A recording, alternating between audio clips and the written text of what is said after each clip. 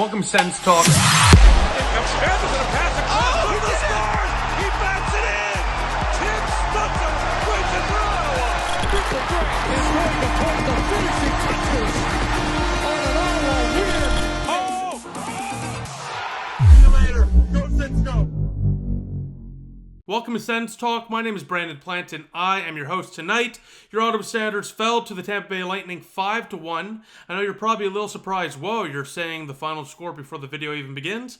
Yeah, because I have a lot more to say about my takeaways from the game than the game itself. Now, don't worry, I'll briefly go through the game recap and the sequence of things in a minute here. But there's a lot to talk about, and I feel that it's more important to talk about those things than the game itself, because we all know the result. We lost by a good amount.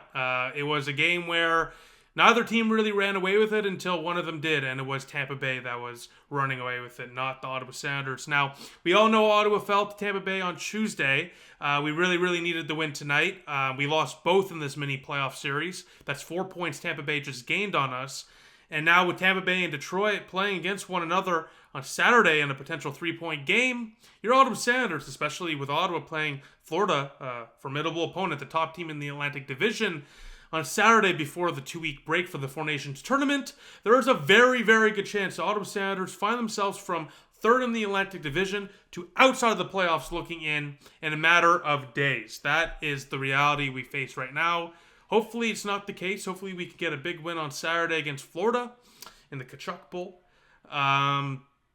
But at the same time, you got to just talk about reality, and that's the reality. And that would be terrible for the morale, for the fan base, of course, but more so for that locker room. They've played so well as of late, and it really sucks to see that 5-game winning streak just erased like that. And there's some reasons and excuses, and we're going to get into that in this video, especially in the game notes. Don't worry about that. But, you know, ultimately, you want to win. It doesn't matter what the circumstances around it are. You need to win. Other teams are dealing with things as well, right? And frankly, at the end of the day, all you can do is control what you do, not what other teams do, and we didn't do enough to win the last 2 games. And just kind of on that note for a second, I mean, look, I think I'm going to be very negative in this video, and I want to apologize in advance for that. I think I got to be fair. And this was a game that did not have many positives, so I'm not going to act like there was a bunch of positives. However, I'm not going to act like there's zero positives either. There's plenty. We're still first in the wild card race, all right? We still control our own destiny. And this team is facing a lot of injuries right now. And, you know, especially down this last little stretch with a lot of injuries, they found ways to win. I'm still very confident in this team. You should be too. And, you know, especially with Pinto potentially back on Saturday, we can really turn this around and finish off this road trip on a high note before the break. So still a lot to be positive about. And most importantly, we're still in a playoff spot. So the sky is not falling. But at the same time, again, got to be objective about it. I thought on Tuesday, in a back-to-back situation, they had a pretty decent effort. Definitely better than tonight, which is a bit shocking considering tonight they had 2 days of rest, basically, compared to the game on Tuesday where they had literally no rest and were coming off of a game less than 24 hours before, and with travel between Tennessee and Florida. Frankly, I'm a little surprised, but there are some decent reasons as to why. We went 11-7 today for the lineup.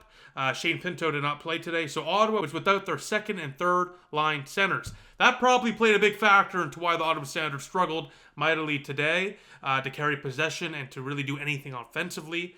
So Matt Apollo draws back into the lineup as the 7th defenseman, and he played sparingly. I mean, he played little to no minutes, and what was really interesting to me for Nicholas Manapalo is, I think, firstly, he should be playing more. But the one goal Ottawa got was because of Nicholas Manapalo.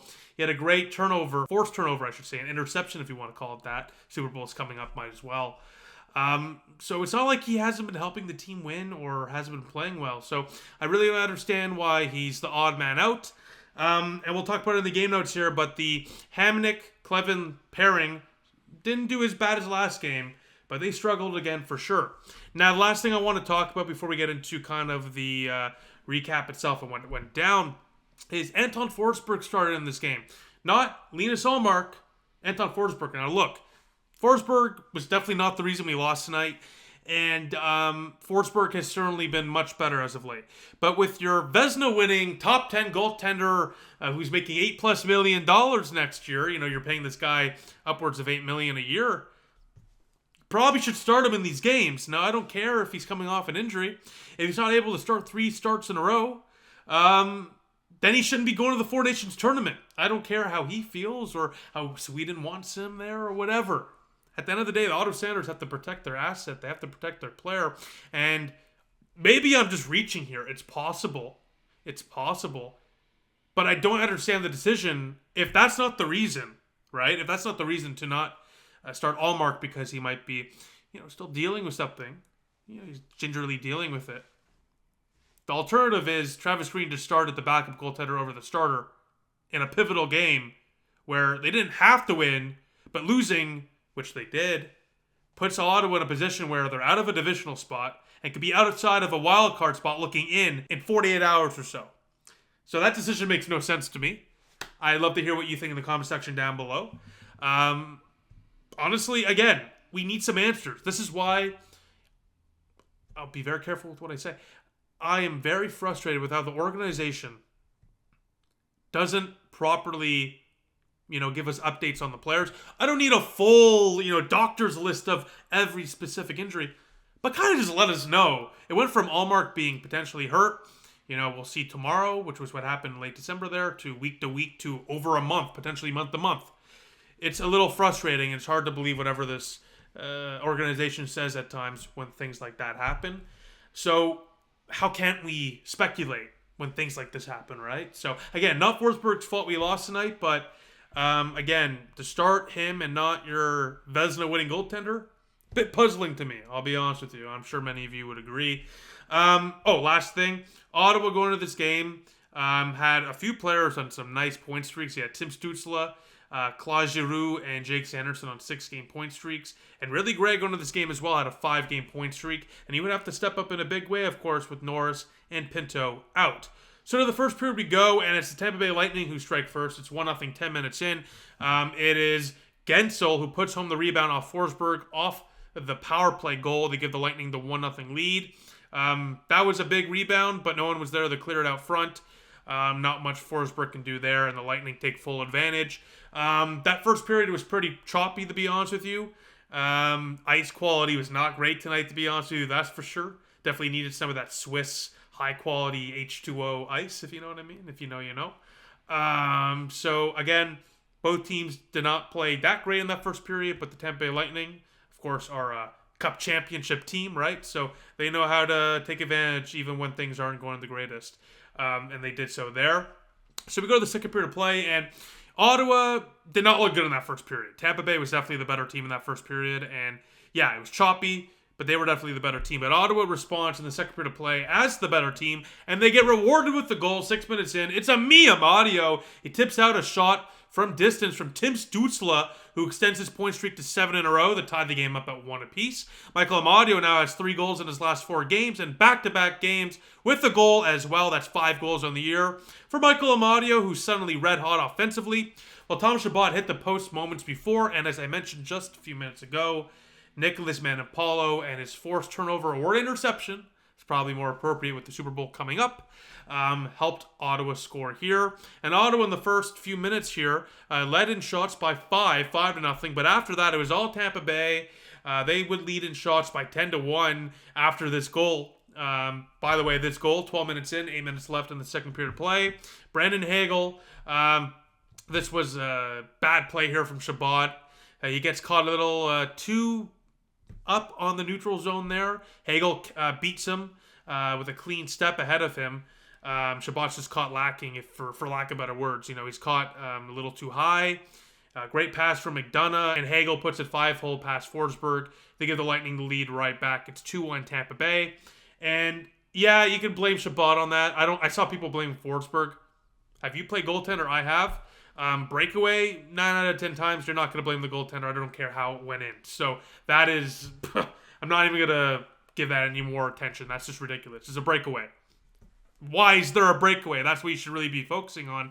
And McDonough, his pass, great pass, should not have got through all those bodies and through 2 zones from the goal line in their zone. So that's the real problem, not Forsberg and certainly not Chabot getting beat. That all just played a factor.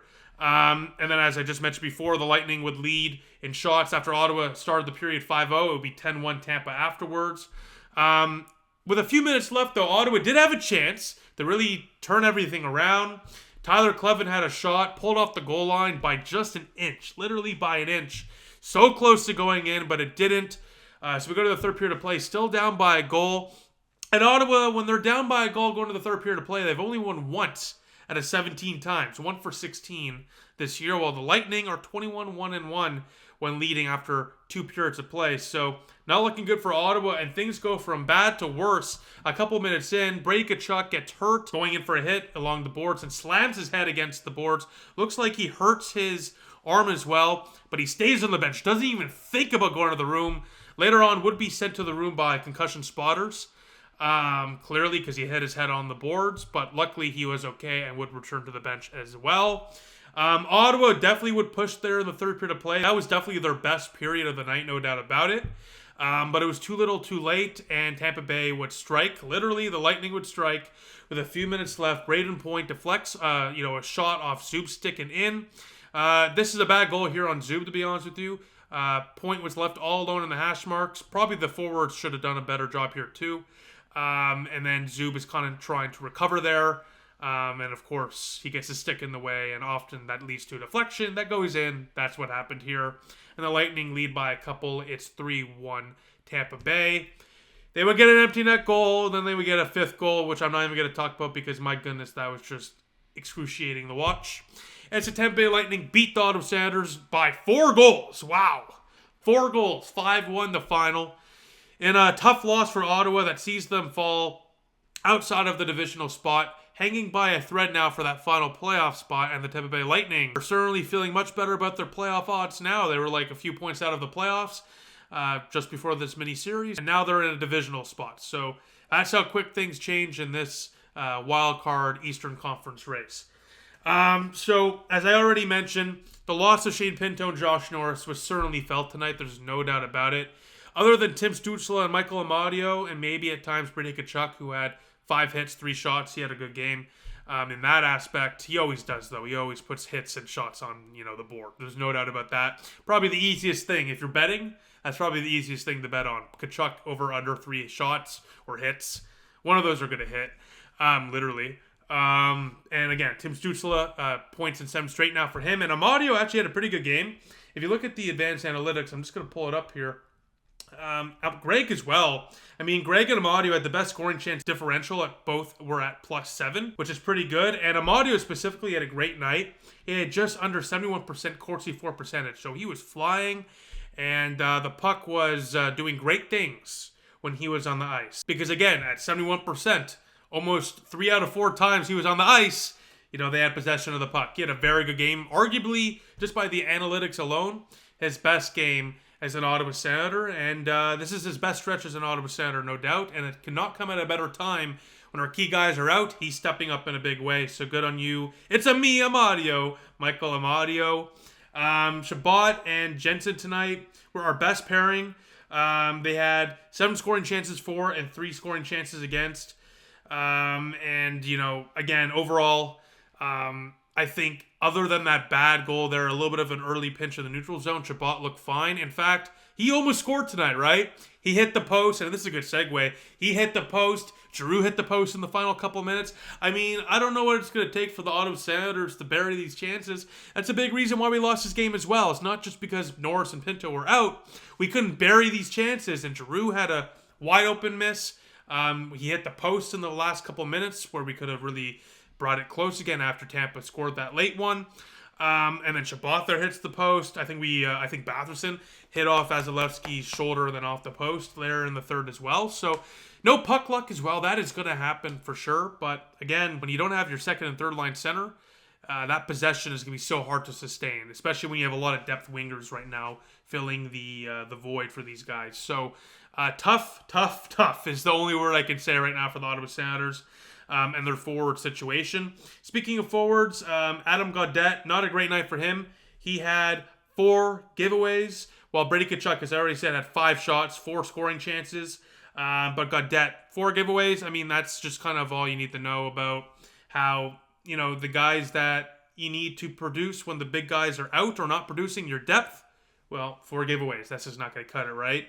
And Zub, gotta love him. 2 hits and 4 block shots tonight. So another good game there for Zub, other than just like Shabbat, unfortunately, a bit of a mistake, and it ends up costing them. So, yeah, I mean, all I'll say is we need to make a move for a forward. I think it's going to happen during this Four Nations break. I'll definitely be putting out a video about my trade candidates probably. We play Saturday, so probably on Monday, to be honest with you. To start the week off, we're going to put that out for you. I have some ideas. Let me know who you want in the comment section down below. Who would you target if you're, Chef Steo, Steve Steo, the Sens GM? But now we have a pivotal matchup on Saturday against Florida. Again, you win that game, and at the very least, I believe, we'll be in that playoff spot for those 2 weeks off. Just morally speaking, after a great stretch, we want to be in that playoff spot during this break. Because I don't know about you, I don't want to look at the standings and not see Ottawa in the playoffs for 2 weeks. That's going to be soul-crushing to me. So, we'll see what happens on Saturday. Massive game. Ottawa needs to respond in a big way in that one. I think they can. Ullmark will be in that one. Hopefully Pinto will be back. It's possible he'll be back for that. So, you get a couple of scorers back. You get your goal. You get a top scorer back. You get your, Vezina winning goaltender back. Those are pretty good odds to help you win a game. So, with that, let me know what you think in the comment section down below. As always, I appreciate you all watching, and I'll see you all on Saturday night when Ottawa takes on the other Florida team, the other defending Stanley Cup champion. I mean, my goodness, so many cups in Florida as of late on Saturday night. So with that, I'll see you all soon. Go Sens, go.